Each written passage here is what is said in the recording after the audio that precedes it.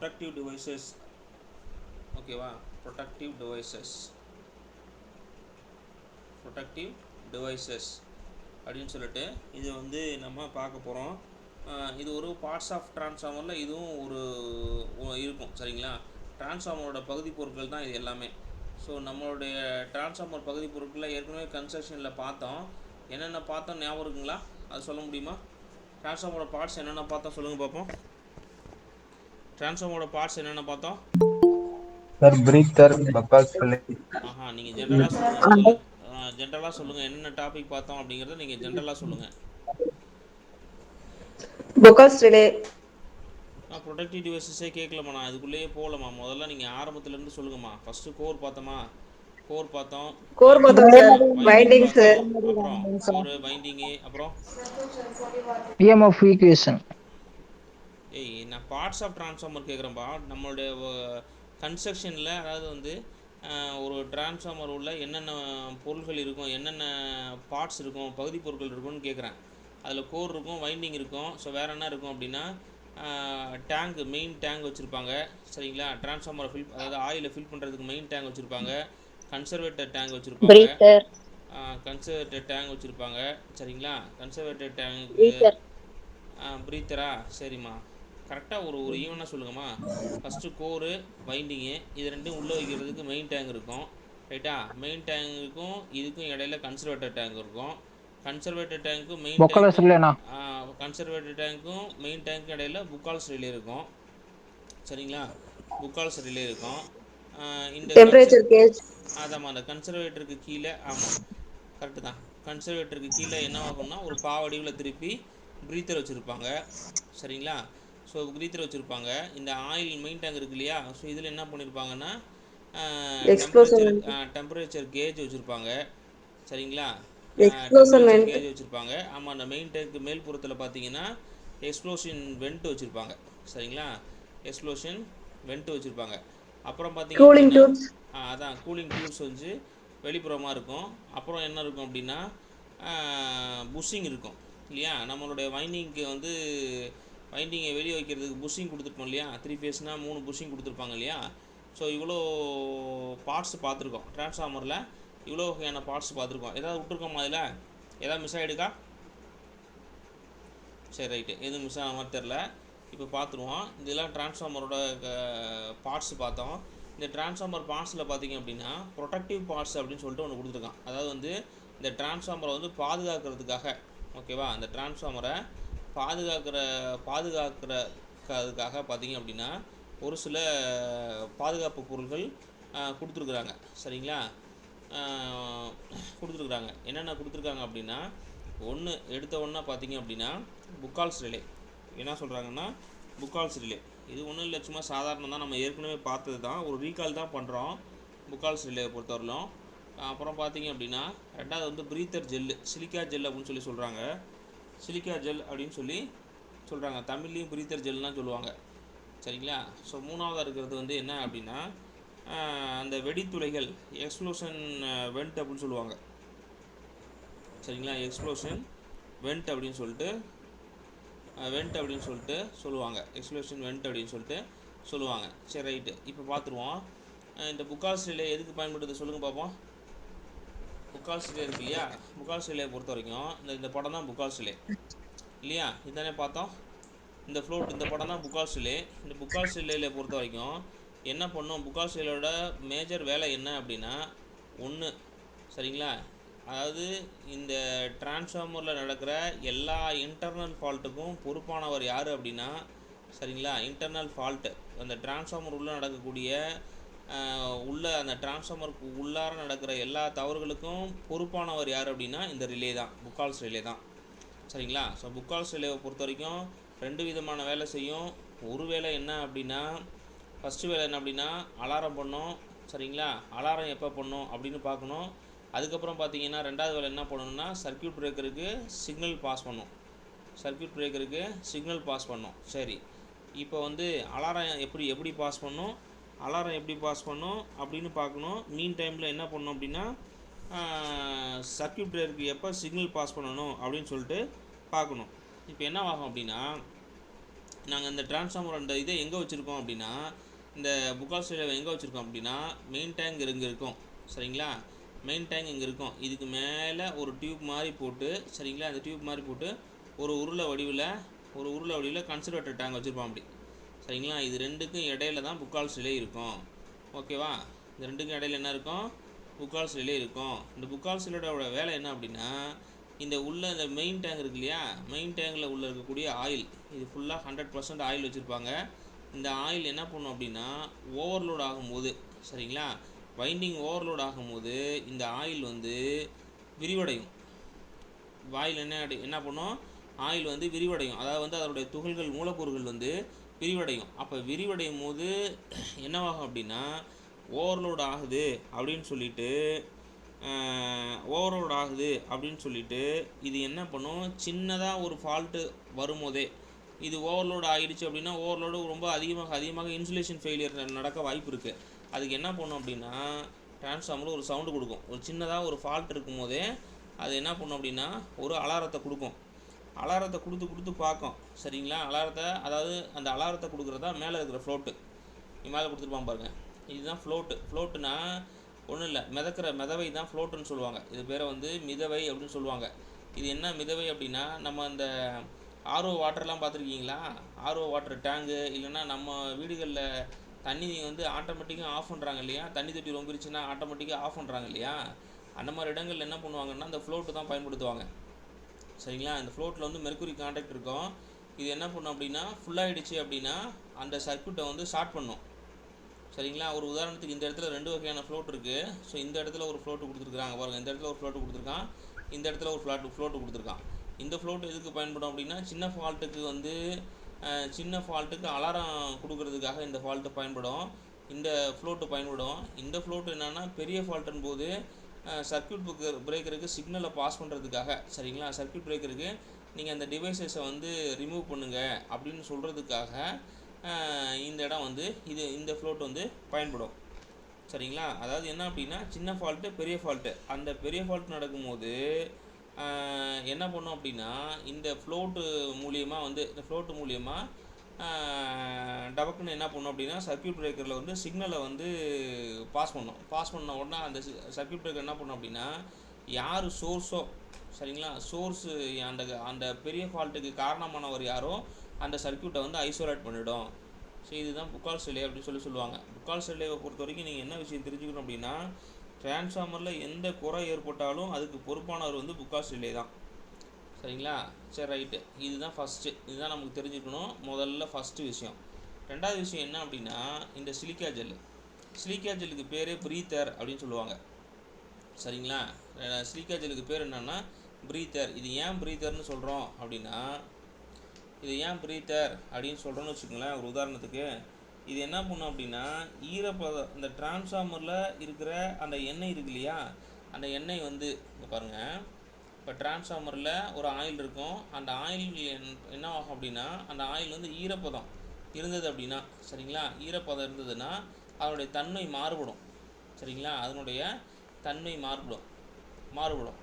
இப்போ இது என்ன பண்ணும் அப்படின்னா, இந்த ப்ரீத்தர் என்ன பண்ணும் அப்படின்னா, சரி, அதுக்கு முன்னாடி இந்த ஈரப்பதம் எப்படி ஏற்படும்னு பார்க்கணும் இல்லையா. ஃபஸ்ட்டு டிரான்ஸ்ஃபார்மரில் ஈரப்பதத்துக்கு என்ன வேலை, டிரான்ஸ்ஃபார்மர் ஆயிலில் ஈரப்பதத்துக்கு என்ன வேலை அப்படிங்கிறத நம்ம பார்க்கணும். 3 விதமாக வந்து இந்த டிரான்ஸ்ஃபார்மர் ஆயில் ஈரமாகிறதுக்கு வாய்ப்பு இருக்குது. இதெல்லாம் பரீட்சையில் கேட்பான், கவனமாக பாருங்கள். 3 விதமாக இருக்கிறதுக்கு வாய்ப்பு இருக்குது. ஃபஸ்ட்டு வந்து கேஸ்கட்டு, இது மூலிமா ஆகலாம். ரெண்டாவது வந்து லீக்கேஜ், சரிங்களா, கசிவு எங்கேயா இருந்ததுன்னா அது மூலிமா வந்து ஈரமாகிறதுக்கு வாய்ப்பு இருக்குது. மூணாவது வந்து காற்றில் இருக்க அந்த மாசு காற்றில் இருக்க ஈரப்பதத்தை இருக்கு இல்லையா, அதை வந்து அப்சார்ப் பண்ணாலும் அதை வந்து உறிஞ்சினாலும் நம்ம ஆயில் வந்து ஈரமாகிறதுக்கு வாய்ப்புகள் இருக்குது. ஸோ இந்த மாதிரி டைமில் என்ன பண்ணும் அப்படின்னா, இது தொடர்ந்து இப்படியே இருந்துச்சுன்னா நாளாக அது இன்சுலேஷன் சிலைவை வந்து ஏற்படுத்தும்.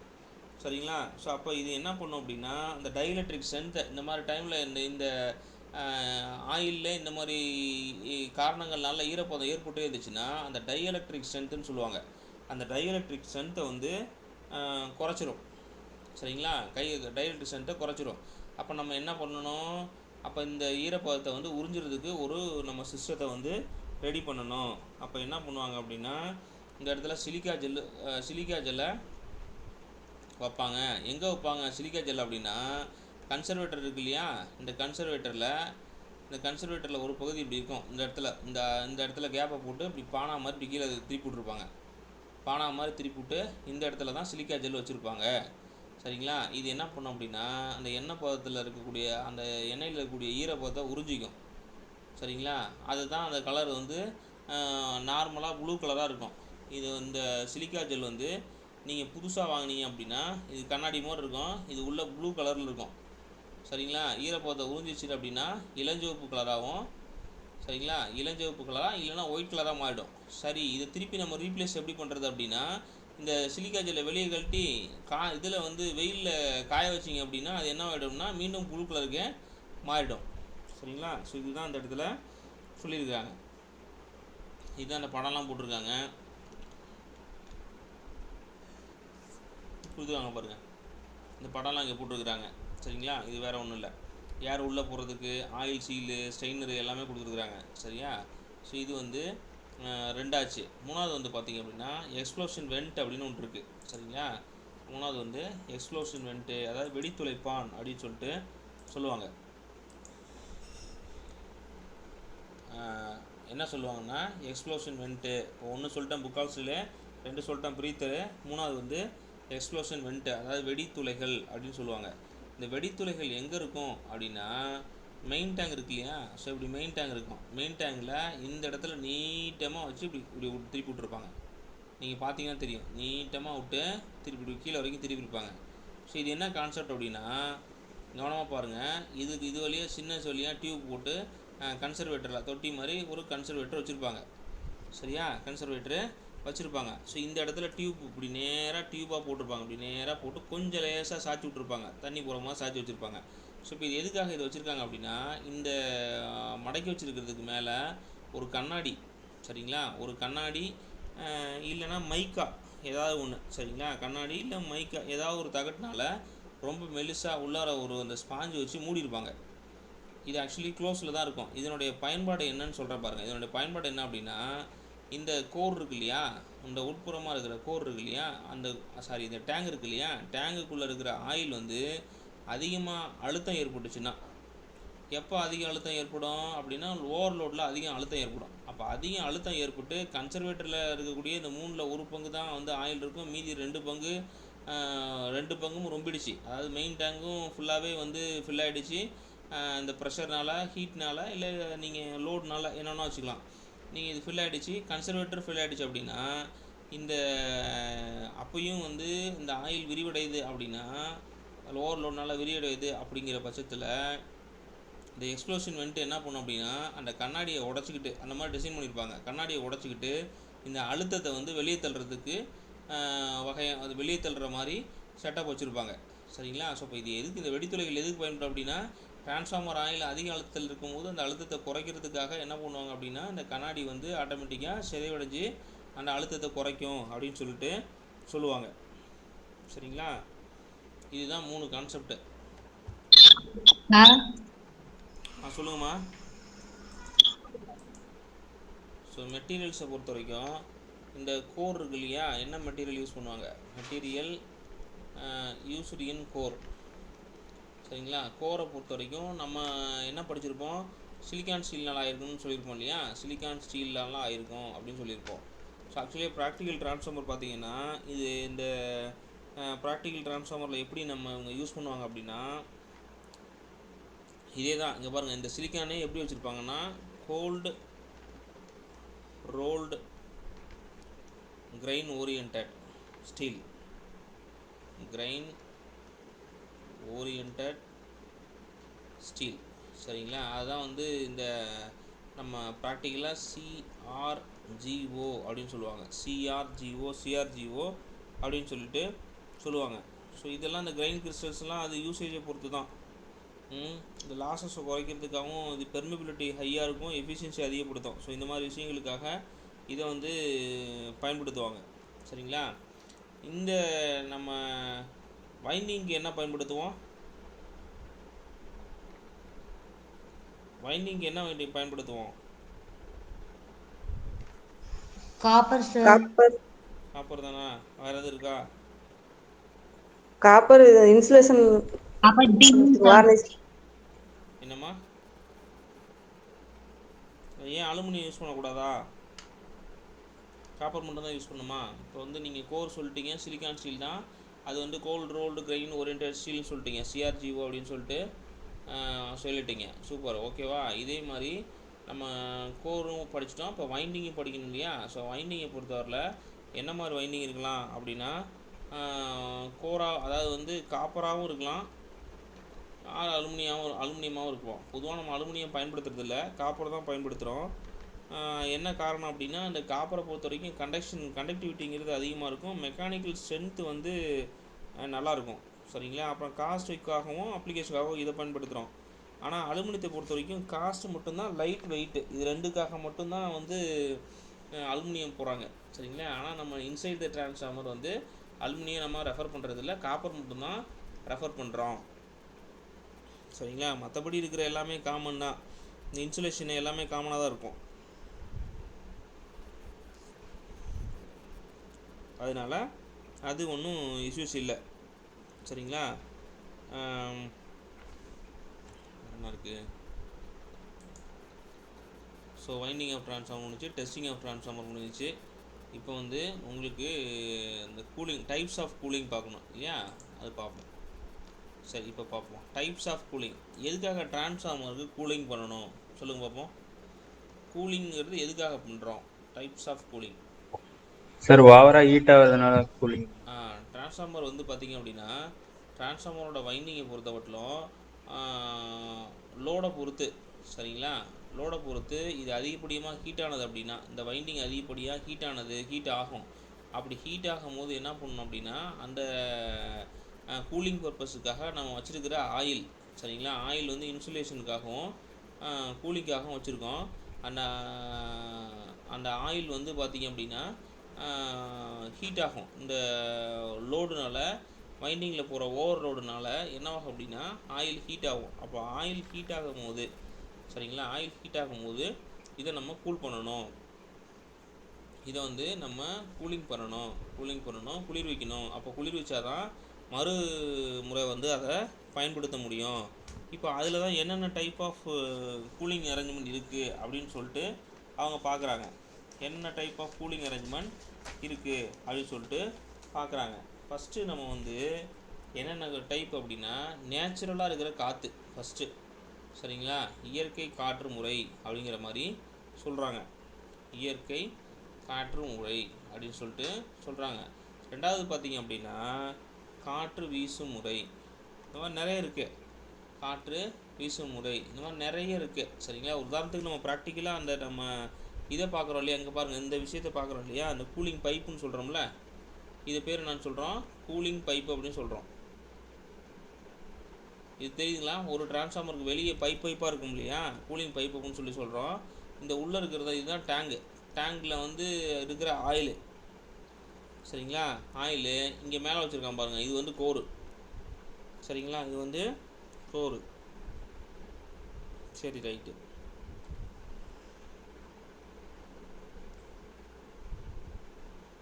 இந்த மாதிரி ரெண்டு வகையான முறையில், இயற்கை காற்று முறையிலையும் காற்று வீசும் விதத்துலையும் வந்து நம்ம பயன்படுத்துகிறோம். இயற்கை காற்று முறையை பொறுத்த வரைக்கும் 100 கிலோவோல்ட் ஆம்பியர், சரிங்களா? 100 கிலோவோல்ட் ஆம்பியர், சரிங்களா? இந்த டிரான்ஸ்ஃபார்மருக்கு இந்த மாதிரி இந்த அளவுக்கான ரேட்டிங் இருக்கக்கூடிய ஒரு டிரான்ஸ்ஃபார்மருக்கு வந்து இந்த இயற்கை காற்று முறையே போதுமானதாக இருக்குது. அதனால் அதில் எந்த பிரச்சனையும் இல்லை. ஆனால் 200 கிலோவாட்டுக்கு மேலே போச்சு அப்படின்னா, 200 கிலோவாட்டுக்கு மேலே போச்சு அப்படின்னா இந்த எண்ணெயை வச்சு தான் அவங்க செய்கிறாங்க, சரிங்களா? அதாவது வந்து இயற்கையாக இருக்கக்கூடிய அந்த காற்று முறைகளை பயன்படுத்தப்படாமல் எண்ணெய் முறைகளை பயன்படுத்தி வந்து அவங்க வந்து கூலிங் பர்பஸுக்கு போகிறாங்க, சரிங்களா? கூலிங் பர்பஸுக்கு போகிறாங்க. இதில் வேறு ஒன்றும் நீங்கள் கூலிங்கில் நீங்கள் வேறு எதுவும் படிக்க வேண்டிய அவசியம் இல்லை, சரிங்களா? இதுதான் மெத்தட்ஸ் ஆஃப் கூலிங் கொடுத்துருக்குறாங்க. இந்த ஏர் பார்த்திங்கன்னா ஆட்டோமேட்டிக் ஏர் பிளாஸ்ட் பண்ணுறது தான். ஸோ இது வந்து நார்மலாக இருக்கிற நம்ம யூஸ் பண்ணுற அந்த பைப் மூலிமா அந்த கூலிங் டியூப்ஸ் மூலிமா பண்ணுறது. சரிங்களா? சரி, அடுத்த பொறுத்த வரைக்கும் டிரான்ஸ்ஃபார்மர் ஆயில். சரிங்களா? டிரான்ஸ்ஃபார்மரில் பயன்படுத்தக்கூடிய ஆயிலு.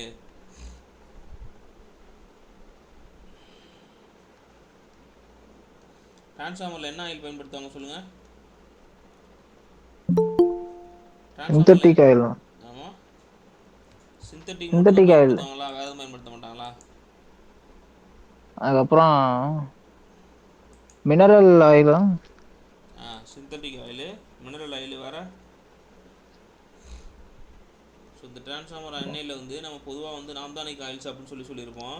இங்கே வந்து அந்த டிரான்ஸ்ஃபார்மரோட ஆயில் என்ன பண்ணுவாங்க அப்படின்னா, எதுக்காக டிரான்ஸ்ஃபார்மர் ஆயில் அப்படின்னா வைண்டிங்கை வந்து கூல்படுத்துறதுக்காக தான். சரிங்களா? அதாவது வந்து ஓவர்லோட்னால வைண்டிங் ஹீட் ஆகும். சரிங்களா? ஸோ அதை வந்து குளிர்விக்கிறதுக்காக தான் பார்த்தீங்கன்னா அந்த கூலிங் பர்பஸ்க்காகவும் இன்சுலேஷன் பர்பஸ்க்காகவும் டிரான்ஸ்ஃபார்மர் எண்ணெயை பார்க்குறாங்க. சரிங்களா? அதில் என்னென்ன டைப் இருக்குது அப்படின்னா, ஃபஸ்ட்டு மினரல் எண்ணெய்.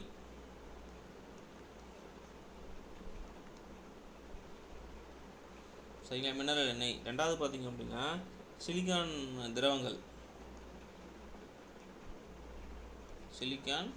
திரவங்கள். மூணாவது பார்த்தோன்னா ஹைட்ரோ கார்பன் திரவங்கள்.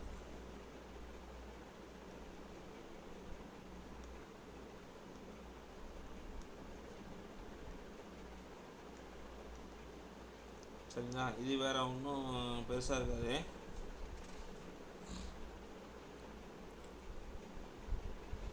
சிந்தட்டிக் திரவங்களும் பயன்படுத்துவாங்க. சிந்தட்டிக் திரவங்களும் சம்டைம்ஸ் எஃபிஷியன்சிக்காக சிந்தட்டிக் திரவங்கள் வந்து அவங்க வந்து பயன்படுத்துவாங்க.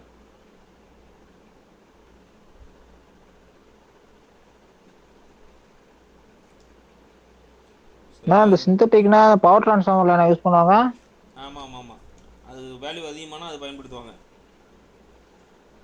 அதாவது வந்து இதில் பார்த்தீங்கன்னா பாராஃபின்னு, நாப்திலின்னு, ஏரோமேட்டிக்ஸ்ன்னு அப்படின்னு சொல்லிட்டு ஆர்கானிக் காம்பவுண்ட்லாம் இருக்கும்.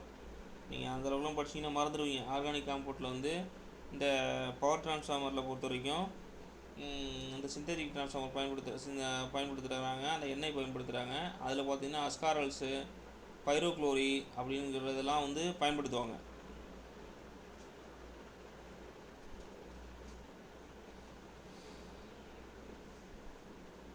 இதுதான், வேறு ஒன்றும் இல்லை. ஸோ இதுக்கப்புறம் பார்த்தீங்க அப்படின்னா டிரான்ஸ்ஃபார்மர் எண்ணெயை வந்து நம்ம டெஸ்ட் பண்ணி பார்க்கணும் இல்லையா? 3 வகையாக டெஸ்ட் பண்ணுறாங்க டிரான்ஸ்ஃபார்மர் எண்ணெயை. என்னென்ன மாதிரி டெஸ்ட் பண்ணுறாங்க அப்படின்னா, ஃபஸ்ட்டு வந்து ஃபீல்டு சோதனை அப்படின்னு சொல்கிறாங்க. ஃபீல்டு சோதனை. ரெண்டாவது வந்து கிராக்கிள் சோதனை.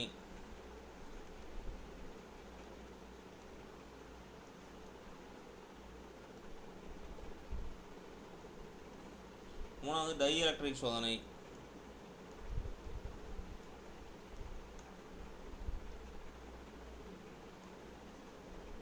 நாலாவது வந்து அமில சோதனை, அசிடிட்டி டெஸ்ட் அப்படின்னு சொல்கிறாங்க.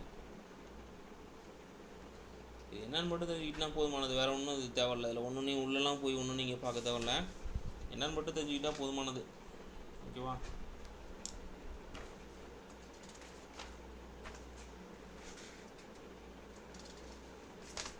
சரி, வேறு ஏதாவது டவுட் இருந்தால் நீங்கள் கேட்கலாம். என்ன இருக்குண்ணா? எர்த்திங் ஒன்றும் இல்லைம்மா. எர்த்திங் வந்து நீங்களே கூட பார்த்துக்கலாம். அது ஒன்றும் பிரச்சனை. நம்ம நார்மலாக வந்து இதில் பயன்படுத்துகிற எர்த்திங் தான் இதுலேயும் பயன்படுத்தியிருப்பாங்க. அது அப்படின்னா ஜென்ரேட்டர், மோட்டர் ஜென்ரேட்டரில் பயன்படுத்திருக்க அதே எர்த்திங் தான் இதுலேயும் பயன்படுத்தியிருப்பாங்க. இதில் வேறு ஒன்றும் கான்செப்ட் இல்லை. சரிங்களா? டிரான்ஸ்ஃபார்மரோட எர்த்திங் மட்டும் பார்த்தீங்க அப்படின்னா பாடி, அதாவது வந்து எப்படின்னா கரண்ட்டு போகாத பார்ட்டில். சரிங்களா? எர்த்திங்கை பொறுத்த மட்டும் கரண்ட்டு போகாத பார்ட்டில் வந்து பார்த்திங்க அப்படின்னா, இப்போ டிரான்ஸ்ஃபார்மராக இருந்தது மற்ற வைண்டிங்காக இருந்தால் யோக்கில் இருந்து பண்ணுவாங்க. இது வந்து பார்த்திங்கன்னா கோர்லேருந்தே அந்த எர்த்திங் பண்ணியிருப்பாங்க. சரிங்களா? ஏதாவது வந்து உள்ளார லீக்கேஜ் கரண்ட் இருக்குது, இல்லை ஏதாவது இஷ்யூ இருக்குது அப்படின்னா அந்த கோர் வழி அந்த என்ன சொல்கிறது எர்த்திங் வந்து அந்த கம்பி வழியாக கிரவுண்டுக்கு போயிடும். ஸோ இதை சொல்கிறாங்க. ஓகேங்களா? அவ்வளோதான். இன்னையோட நமக்கு ட்ரான்ஸ்ஃபார்மர் கிளாஸ் முடிஞ்சிருச்சு. நான் வீடியோஸ்லாம் அது விரைவில் நான் அப்லோட் பண்ணிடுறேன்.